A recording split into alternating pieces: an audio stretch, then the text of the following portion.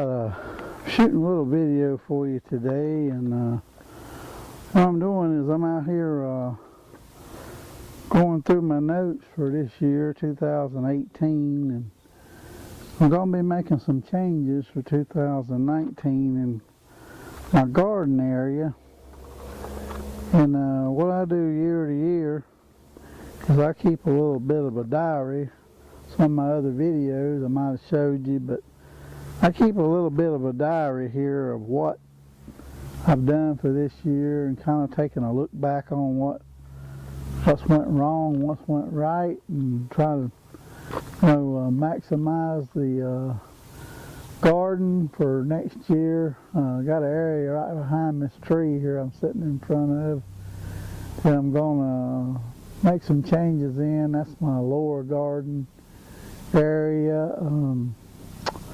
Anyway, things didn't turn out quite so well with it this year, and I thought I'd make it just a little bit larger and do some things different.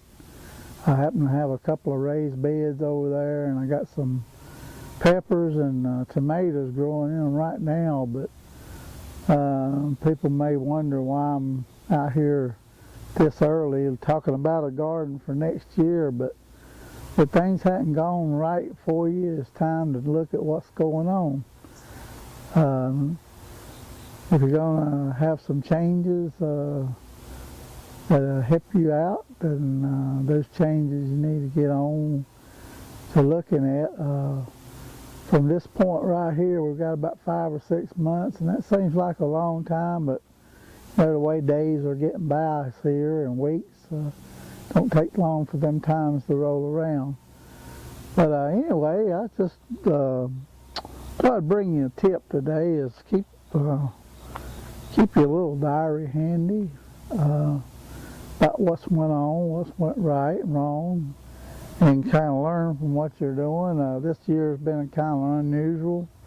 We've had a whole lot of rain, and at one point we didn't have no rain, but just situations that sometimes you're going to encounter and try to work around it.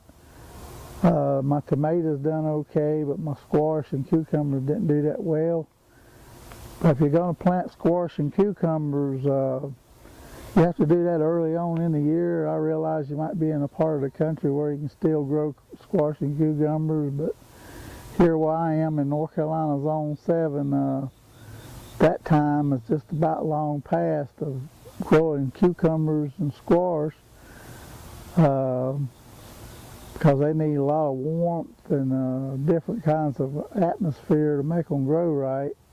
That's early on in the season, around April or March and April, May, after the frost and all, to get them going. But as far as them kind of vegetables here where I live at, that time for growing them is pretty much long past. So if you're going to have a successful time at growing cucumbers and squash, then you have to look down the road come early spring to get those in the ground and figure your way to get those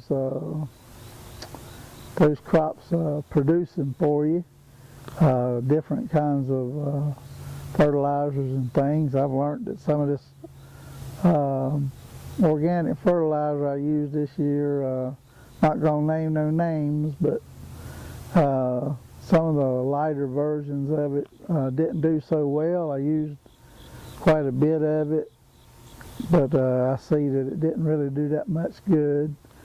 I use a product I've been using for years, 9-12-12 is what I use on my tomatoes, and that seems to do very well. But I used another product this year and didn't seem to pan out that well, but anyway, that's a mistake you learn from. Maybe it works, maybe organic works for most people, but I'm finding for myself that most organics needs a lot of help.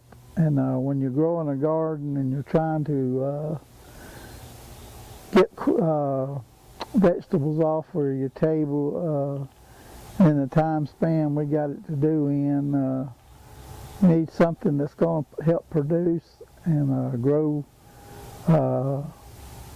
crops for your table. And for me, that's just going back to basics, using a basic 9-12-12, some pelletized lime, a little bit of cow manure compost, and just some regular garden soil and things of that nature, nothing exotic. All this stuff you can buy here in Walmart and all for your garden, a lot of it's just really a waste of money. But find out what works in your area and go with it. This is the area that I was talking about working on, that little bare spot out there.